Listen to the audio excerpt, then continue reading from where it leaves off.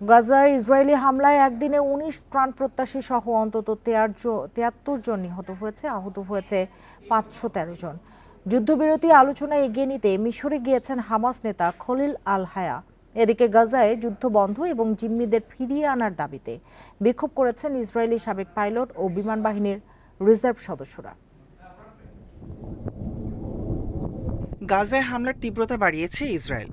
২৪ ঘন্টায় নিহত হয়েছে ত্রাণপ্রত্যাশী সহ বহু ফিলিস্তিনি। বাড়ছে অনাহারে মৃত্যুও। গাজা গণমাধ্যম বিভাগ বলছে, আইডিএফের অবরোধে গাজায় এখনও ৪৩০ ধরনের খাদ্য সামগ্রী পৌঁছাতে পারছে না। গণহত্যার পাশাপাশি ইসরায়েল সচেতনভাবে ফিলিস্তিনিদের অনাহারে রাখছে বলে অভিযোগ হামাসের। এই অবস্থায় গাজায় যুদ্ধবিরতি বাস্তবায়ন, মানবিক সংকট ও দুর্ভিক্ষ রোধ করতে আলোচনার জন্য মিশরের কায়রোতে গেছেন হামাস নেতা খলিল আল হায়া। একই সাথে অবিলম্বে ত্রাণ প্রবেশে অনুমোদন দিতে ইসরায়েলের প্রতি আহ্বান জানিয়েছে যুক্তরাজ্য, কানাডা, অস্ট্রেলিয়া সহ ২৭টি দেশ।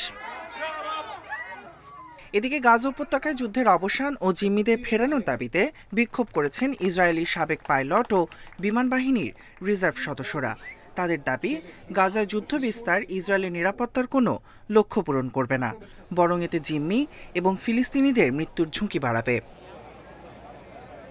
এছাড়া আল জাজিরার সাংবাদিক হত্যার ঘটনায় নিন্দা জানিয়ে গণমাধ্যম কর্মীদের নিরাপদ প্রবেশাধিকার দিতে ইসরায়েলের প্রতি আহ্বান জানিয়েছে ফ্রান্স। অন্যদিকে গাজা মানবিক পরিস্থিতি বাস্তবতা ইসরায়েলি প্রধানমন্ত্রী বেনিয়ামিন নেতানিয়াহু অস্বীকার করছেন বলে দাবি অস্ট্রেলিয়ার প্রধানমন্ত্রী অ্যান্থনি আলবানিজের। Tahmid Abrar, independent news.